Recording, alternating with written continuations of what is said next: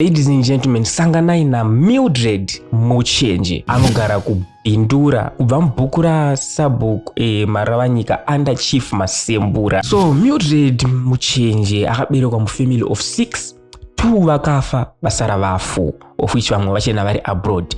Nyaya yake yakamira yakadai so. I believe kana usati wazviona kana usati wasangana nazvo, asi this is a real story of which Mildred aito ramba achiti ndokumbirwa kuona vanhu vanokwanisa kundibatsira kuti nyaya dzangu dzisolvike. Mildred akatanga achiona nyoka yerudzi rwenyamafingu ainge ari munda. Saka nyoka iyi yagara uya yotanga kumhanyisa, angave ari munda, angave ari munzira, aisangana nayo yotanga kumhanyisa. Yamhanyisa iye chete Mildred ototiza.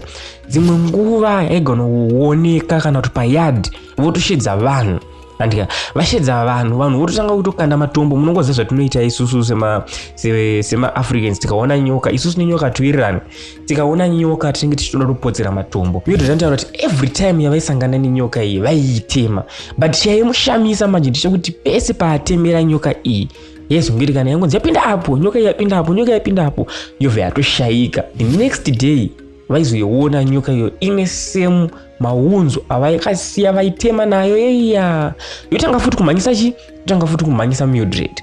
Izvi zvakaramba zvichiitika kusvika zvazo upgrade. So anotaura kuti rimwe zuva ndabuda panze, ndakaona panze pane gate, chihari chainge chakakomberedzwa nemachira red, black, but muhari umu mairatidza kuti mune something chiri kukwata chakaiswa pahuswa. So pahuswa apa pamba pari panyoro, but chakamushamisa manje kuti ko mahuswa aya manyoro handika, but hari iyi iri kukwata.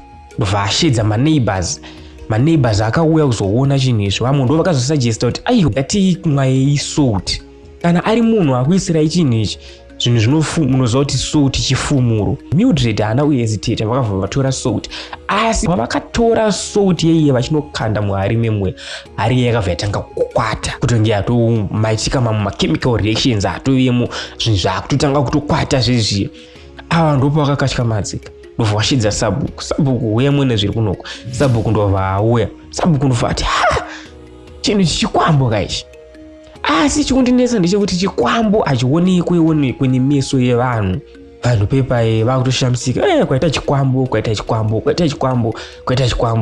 Vanhu vanga varipo, munongoziva kuti these days pakatika chinhu vanhu vanoda kumhanya stereki, kuda kutora mafoni kutanga kurekodha mavideos kuti vazopowo vamwe varatidza vamwe kuti one zvanga zviri kwana Mildred Muchenje. Vanhu vakaburitsa mafoni vanga varipo 6 kana 7. Mafoni ese aifreeza, kutofreeza foni nekutofa. Akatozoraswa mafoni papo aisvika kuma 7, 8 mafoni akaraswa.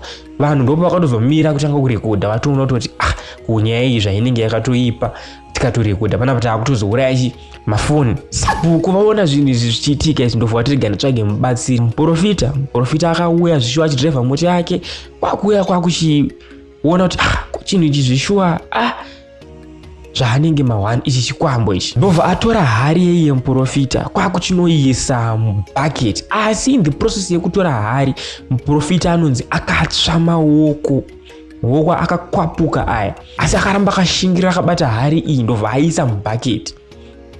Pavakatora bhaketi vakabva vamhanya kunotora mazimbhaketi. Munoziva mabhaketi edu ependi ayaya anga akazara nemvura. Vanoti vakadira kuti vatonhodze chinhu chairatidza chokupisa kaichi, vakadira mvura mubhaketi riri ranga rine chiwi chehari. Bhaketi rekutanga rikapera, vakadira futi mvura, bhaketi rechi2 rikapera, vakadira futi mvura, bhaketi rechi3 rikapera, chinhu chairatidza kuti chiri kunwa mvura iyi. Bhaketi rechi4 ndo rakazosvika muhafu, probably chinhu changa chazvimbirwa nemvura hatizive. Vanhu vakutoshaya kuti yezvo zvimbori zviiko zviri kunyatsoitika panapa. Mashiripiti aya akaramba achiitika pamba paMildred. Vabva kunoona hari Mildred anoti rimwe zuva vakarara, andika vana vakatanga kurotomoka vachiti mama munomumba mapinda imbwa. Murume waMildred ndobva ati inzwa vana kutaura kuti muno mapinda imbwa. Zvikanzaiwa vana vari kurotomoka, zvikanzaiwa munhu yakutova setini ende unotarisa mumba handi tinotarisa mudining. Kupinda mudining so wakutoona madoors akarara akavharwa akakiwa, mawindows anga akavharwa, hapana pekuti imbwa dzainge dzakapinda, but wakaona mune imbwa 2 mumba mudining room. Ndobva watoshayiwa kuti ko imbwa idzi dzapinda nepapi. Remember mwana anga achirotomuka achiti mama muno mapinda imbwa. Pavakaenda kunoenda kudining room vakasvika vakanoona imbwa chaidzo dzirimo. Chaimira vakati vadzinge imbwa, Mildred anoti ndakanzwa kunge ndakamwaiwa madhaga face kwangu. Ndobva ndatsva miri wese. Zvoro ndakamva ndaita black kusaidi. Vakazotsvaga vabatsiri vazochinisa imba kuti zvingave zvinhu zvazvina kupera. Mildred akaramba achitambudzwa nazvo pamba pachingoitika mashiripiti. Ndobva azoshedza maporofita, white garment churches eya, maporofita vezvemweya vaifunga kuti vanokwanisa kumubatsira. Ndo vakauya ndobva vatanga kuti regai tise choto pamba, tiite usiku hwese tichiita pungwe tichinamata pamba penyu, tichigadzira pamba penyu kuti pange pakaita pakachena. Mildred anotaura kuti moto wakaiswa kuma around 11 vari pachoto, Mapositori vachiimba vachiita sei. Pakauya Mazizi, right? Mazizi akauya pamba ndobva agara mumuti. So agara mumuti Mazizi aya akatanga kusavheya manje kuti zvii zvikumbonyazoitika. Vanhu vabva vanotisa kuti pauya Mazizi. Then 5 minutes later abva kunolenda Mazizi aya akabva atanga kuuya akutanga adodzima moto. Izvi zvakakatyamadza Mapositori. Ko Mazizi aya ari achirovera pamoto kwakanaka. But ivo manje vakafunga vakati aiwa ndofunga maprayers atiri kurova isusu they are so powerful zvekuti zvinhu izvi zvakupota zvichiuya pamwe zvoda zvikandira muchoto. Patanga kurova mavhesi ekumasoyo vanhu akuimba mahosana eya. Chakazotyisa Mapositori ndechekuti vanhu vaiti vakashaura mavhesi, Mazizi aya aidairira mavhesi aya.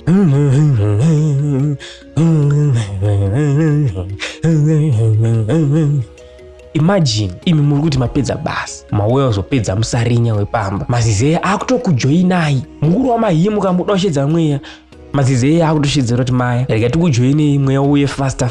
Izvi zvakatyisa futi Mapositori. Ndobva watoshedzera kuti mother isusu takuenda izvi zvitazvitaza izvi, this is now beyond our powers, tingafe pano, imimi motozosara moita dzimwe plan. Kutaura kuno Mildred akatozotama pamba paaigara. Achagara pamba akapiwa imwe nzvimbo yekugara nasabhuku. Dambudziko iri rinokwaniswa kupedzwa. Nyaya iyi you cannot believe it until wazviona vanhu vari kubata mukati, vanhu vanoshereketa mukati. So Mildred up to now aitoshidzira kutoti hatina ndawana vanhu vakwanisa kundibatsira vakwanisa kundibatsira nyaya. Ndakatotama pamusha wangu ndakugara pane umwe apa pachatogarika. Yo anyway, this is Slick Media TV, Zim Untold Stories. Nyaya dzamusati mambonzwa, nyaya dzimwe dzekuti dzinogona kunge dzakakupotsai tinodzitaura pano. Kana first time yako kuuya panapa usakanganwa kusiya wabaya like and subscribe, uvaisawo mucomment section unofunga kuti kudii kuone nyaya yaMildred Muchenje iyi yakaitika kwamasembura kubhindura. But until next time, this is Slick Media TV. Kuzotibatsira.